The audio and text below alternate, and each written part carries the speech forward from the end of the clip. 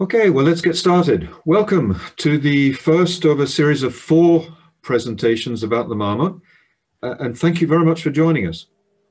My name is Marvin Four, and I'm the founder and general manager of Alpine Cols.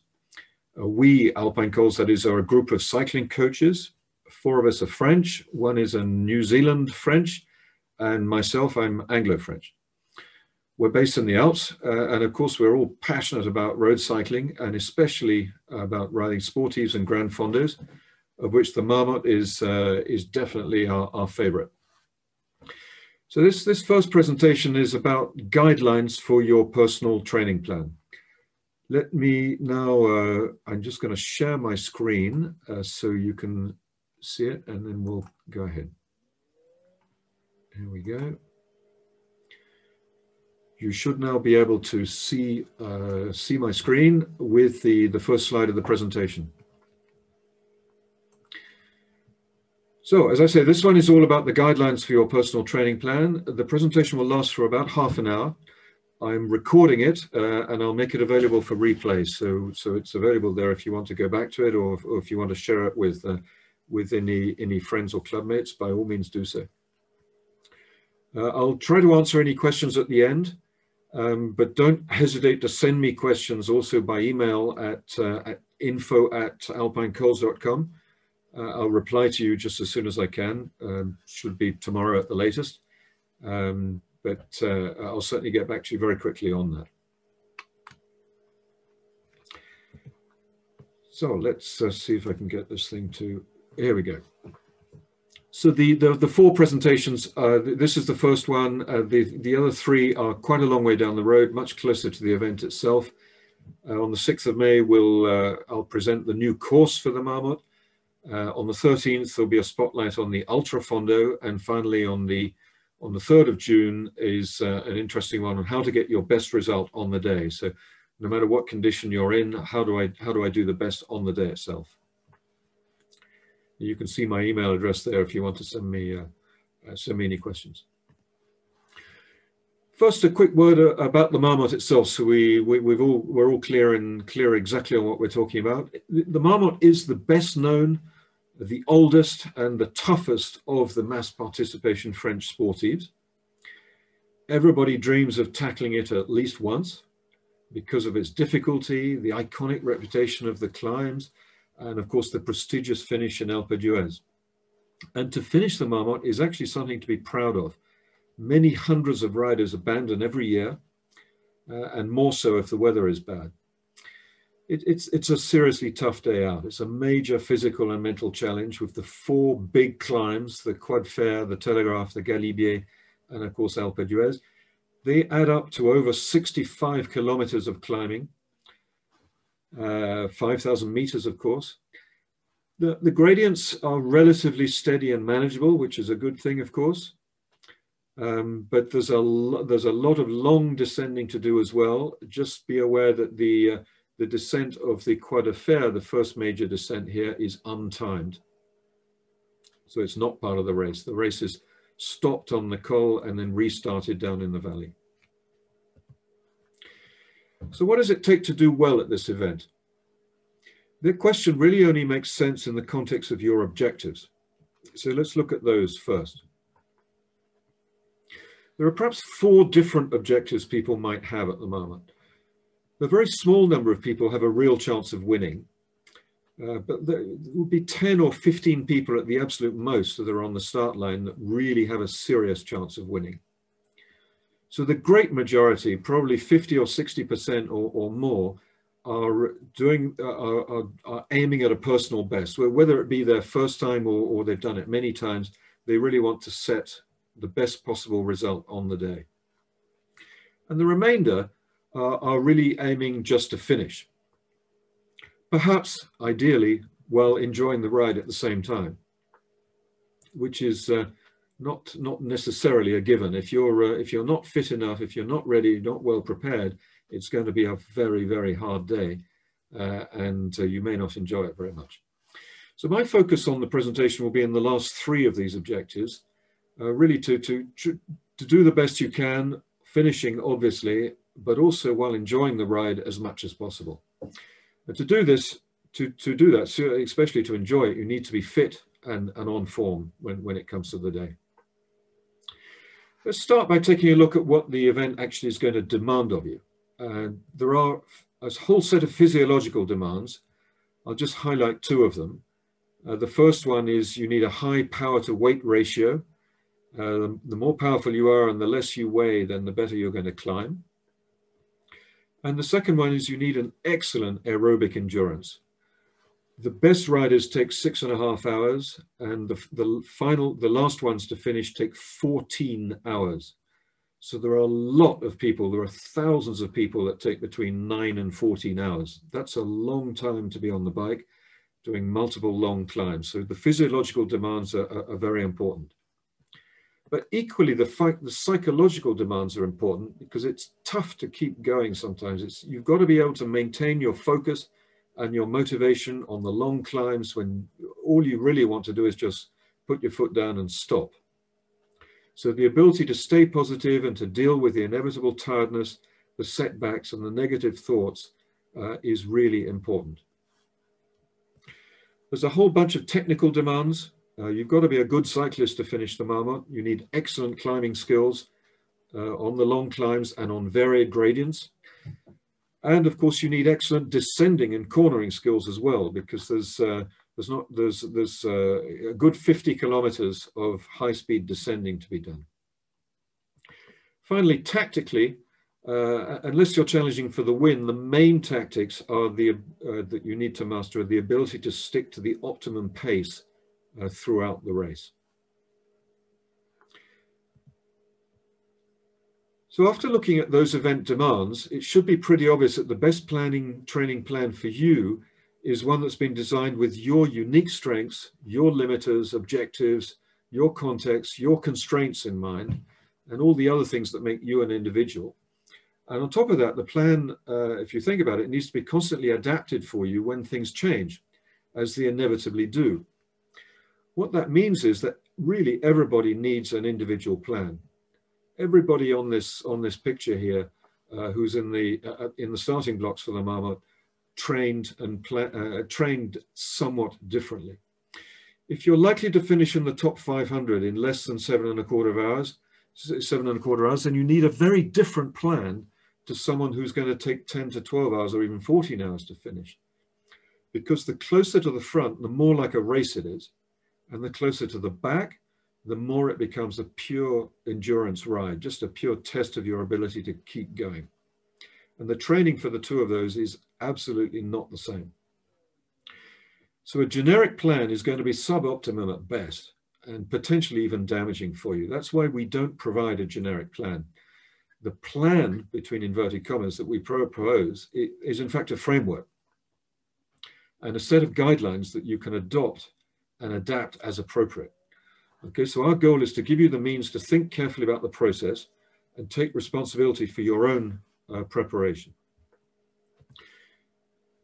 The general principles on which it's built are the most important. So I'm going to spend a little bit of time talking through these so you understand what I mean by the general principles.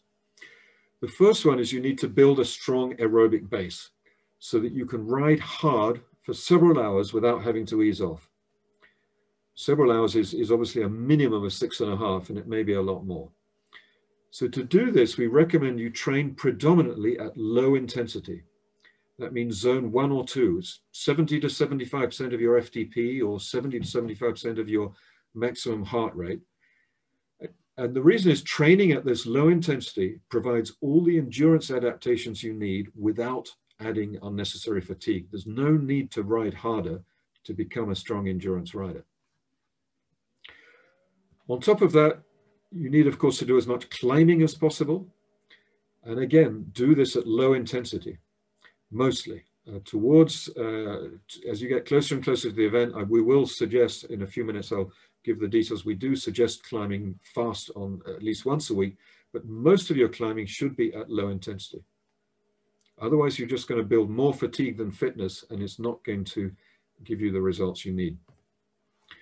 If you're going to be one of the faster riders, certainly in the top half or top quarter, then building short-term muscular endurance is very important, because you need that to be able to close the gaps, to stay with a group, to power up short climbs, to stay in the bunch, and so on and so forth. So the faster you are, the more important this is. If you think it's going to take you 12 hours or so, this is of much, much less importance, so you don't need to worry too much about it. The fourth principle during your training, during the next 6 months, to increase the load progressively. If at the moment you're only doing 2 or 3 hour rides, you shouldn't immediately go out and start doing 6-hour rides. You need to build them up. Not only that, you need to introduce a notion of periodization. So do several hard weeks and then a week of recovery. We normally suggest 3 hard weeks followed by 1 week in which you rest and recover. If you're one of the older persons, if you're over 50, then it's worth thinking about doing only 2 hard weeks before a week of recovery, because the older you are, simply the harder it is to recover. Now, the recovery weeks are absolutely essential because, sorry, let's stay on this one for the moment. The recovery weeks are absolutely essential because it's only when during a recovery week that your body actually adapts and gets stronger. The hard training breaks it down, it damages the muscles, and it creates the conditions where, when you start resting, your body will rebuild stronger. But if you never rest, you will never rebuild stronger. So that's super important to remember. You need to work on both your strengths and your limiters.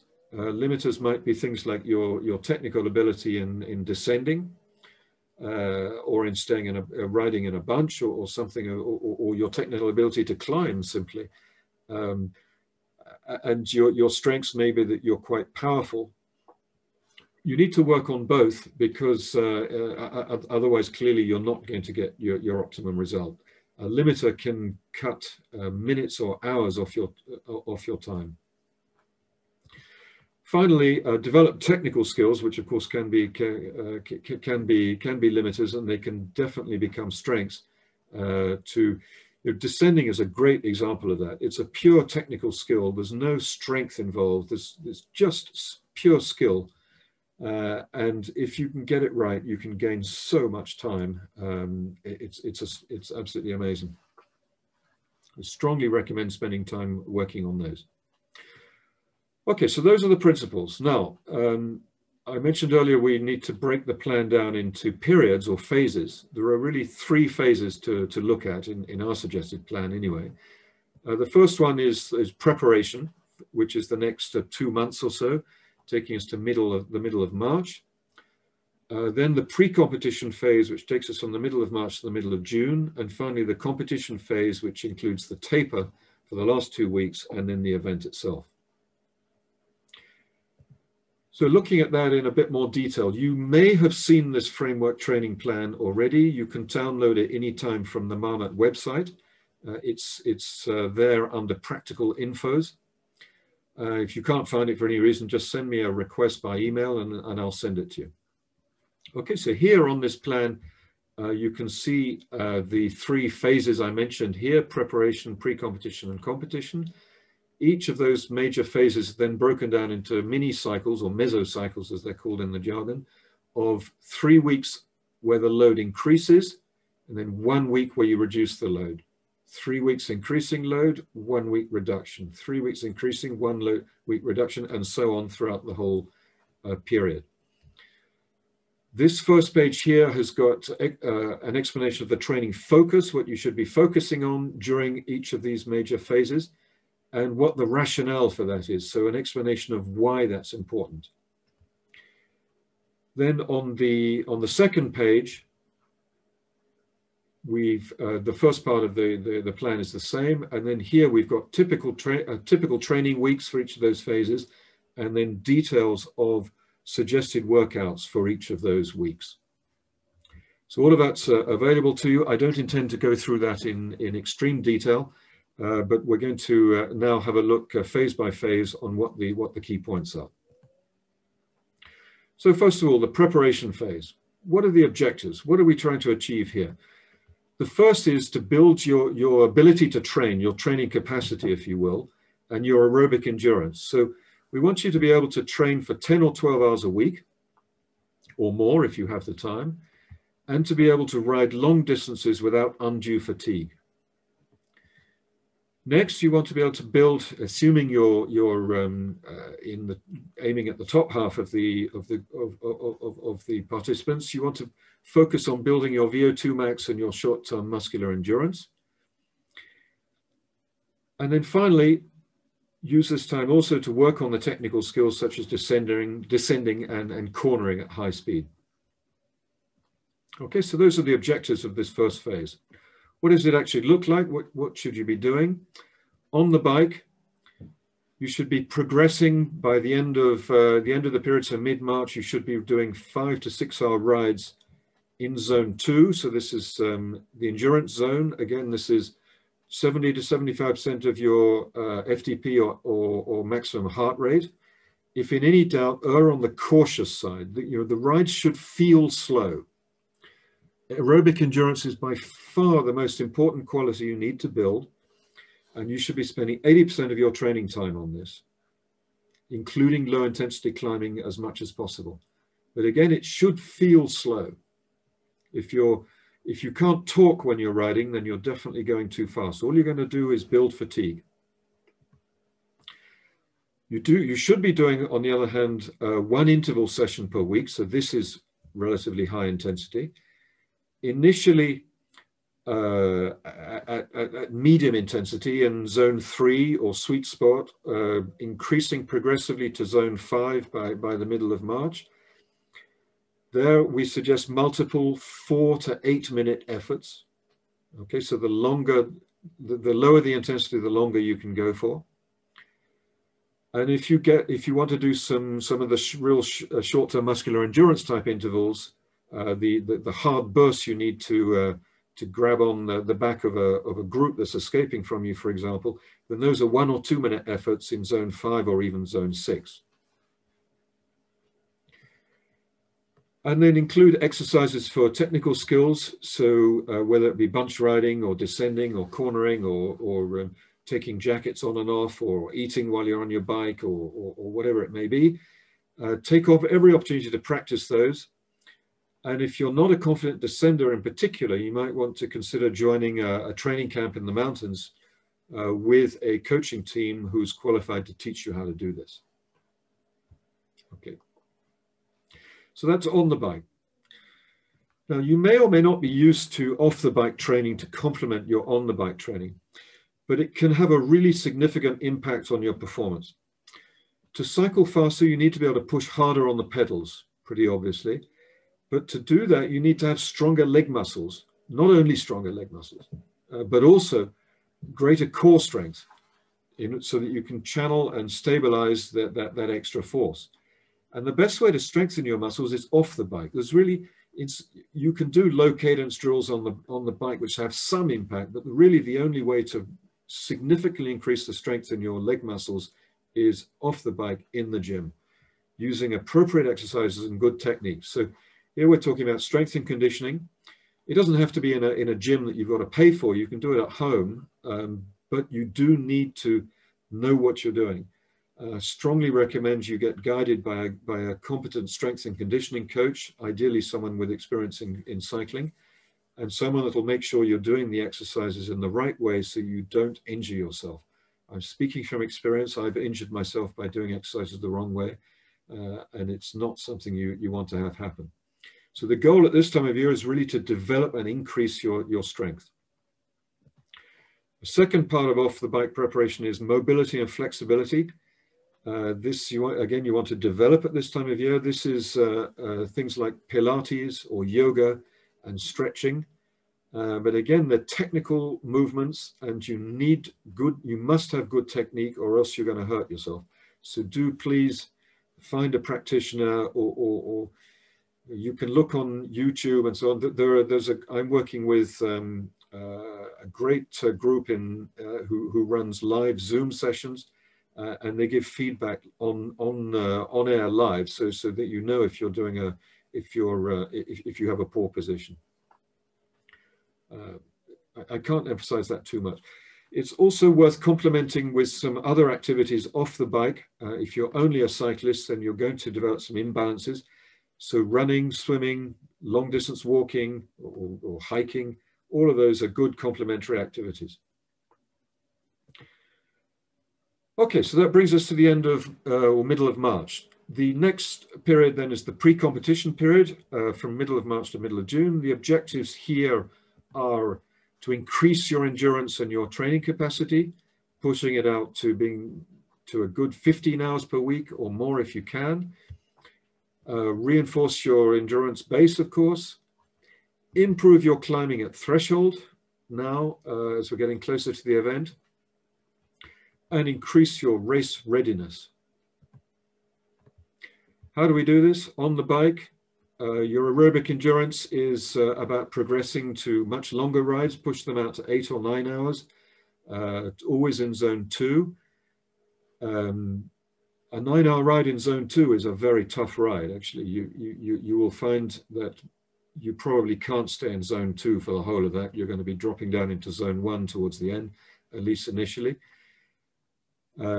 So these are not easy rides in spite of the apparent low intensity. Riding for an hour in zone 2 is easy. Riding for 6, 8, 9 hours is not easy. Do multiple, on one ride a week, do multiple 10 to 30 minute efforts at threshold. I mean, this is only one ride a week. Your long rides should be without any threshold efforts. So no need to structure it too much, just hammer up the hills at threshold. Ride in a sportive if you can, if there's one available close to you, or join your local club rides once or twice a month. The reason for this is to sharpen your reflexes, get used to riding in a group again, get used to riding at a faster pace, at race pace. Super important to include adequate recovery, as you're now really increasing the load.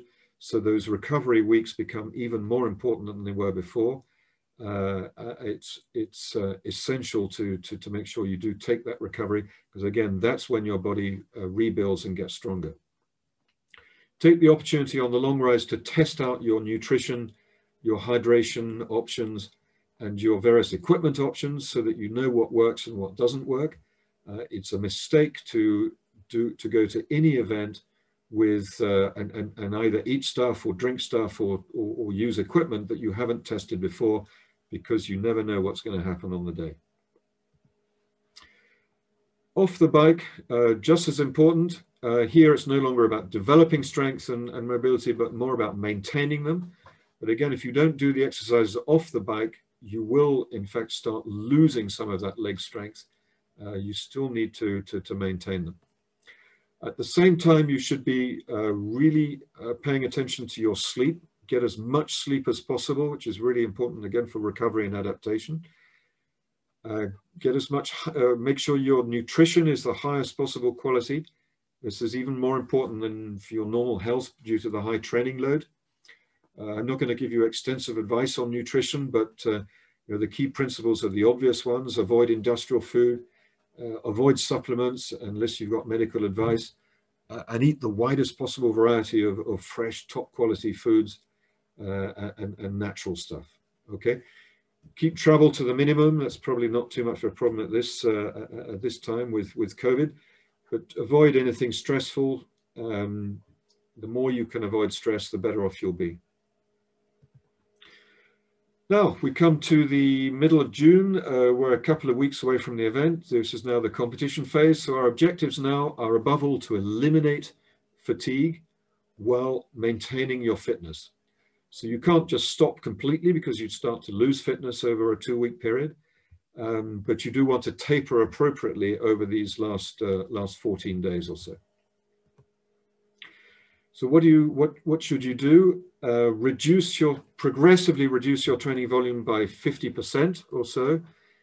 An example is if you attend our Alpine Course training camp, which is on the 11th to 18th of June, then you could do perhaps 2 1-hour recovery rides on the Tuesday and Thursday of the following week, and then one 6 to 8 hour ride or possibly 6 to 8 hours over 2 rides over the following weekend, which is the 19th to 20th of June. And then do a couple more recovery rides during the week before you travel to Alpe d'Huez and the Marmotte, which is on June the 27th. Ideally, you want to get there 2 to 3 days before the start. Really, the earlier the better, so that you can get rid of that travel stress and do a couple of short rides to sort of spin your legs, shake the travel out, but nothing too strenuous. So limit the intensity in that period, but definitely don't take it to 0. If you're going to be racing very hard, you need to keep the intensity a little bit higher. If you're really just aiming to finish, then you can reduce the intensity right down. Off the bike, I've got a picture of a beach to symbolize the fact this is really about rest now. Make sure you sleep well, make sure you eat well, make sure you stay supple, you stay flexible, and minimize your stress. This is all the more important now that we're in the last 2 weeks before what's a massive challenge on the bike.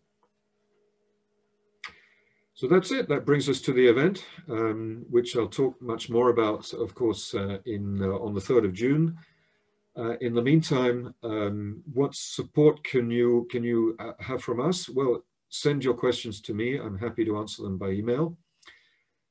If you're interested in a training camp, we're running, as I mentioned earlier, in June. There's one very specific camp for the Marmotte and for other sportives like the Etape du Tour and so on. You can see the details of that on our website.